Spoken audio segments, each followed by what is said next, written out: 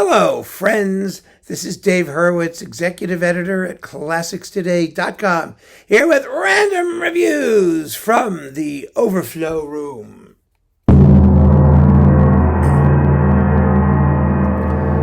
Yes, and we continue our march through the Overflow Haydn selection, and in this particular clump, we have all of the London symphonies.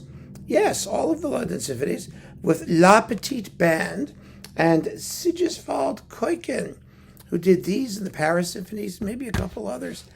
I have never much cared for these performances.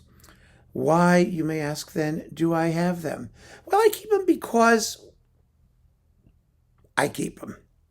I keep them because they represent a major trend in the period performance movement, and Kuijken and La Petite Band were serious players and talented people, and I like them in a lot of Baroque music. I just don't think they're much good outside of that little category, or big category, actually, because I think their whole manner of performance and aesthetic was too undramatic and too dry.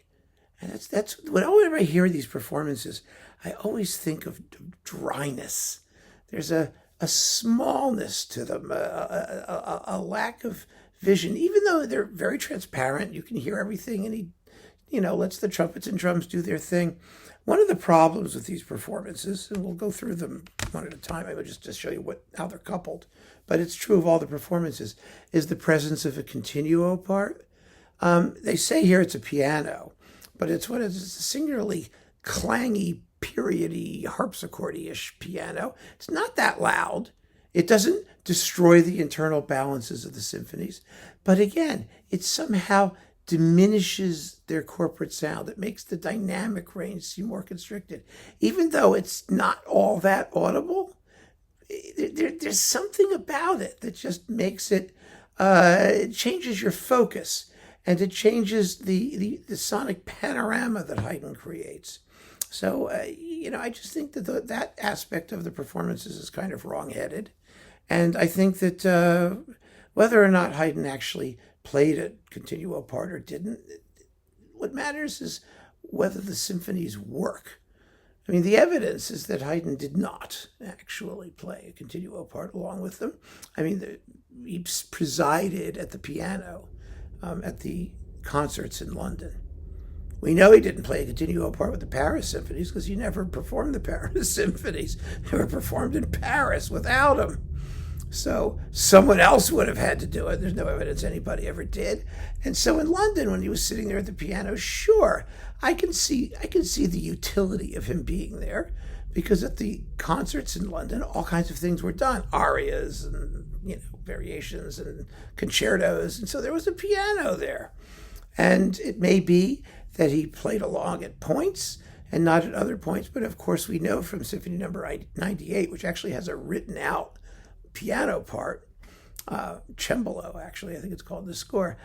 We know that it was a joke precisely because the part was written to give Haydn something solo to do, and otherwise he would have done nothing. And if otherwise he would have done nothing, then whether or not it was there or not there, you don't need it. And if using it somehow diminishes the character of the music, and it does, with making it sort of monochrome timbral pall that spreads over the proceedings, well, then I think you have an issue. I really do, but So these are performances that, with the best will in the world, I've never particularly cared for. And I have them anyway. So this particular one is, 103, 104. We'll just go through them quickly. 103 and 104 with a nice big drum roll at the beginning of 103. That was the current scholarship at the time. It wasn't as much fun as Harnoncourt. He does an entire fanfare in 103 with the solo timpani. And the continuo does not play with the solo timpani roll. I mean, they're not stupid about it. They're musical. It's just somehow odd. And then we've got 93, 94, 95. And 96, 97, 98. That's the first bunch of London symphonies. And then we've got, the clock. And 102 right here.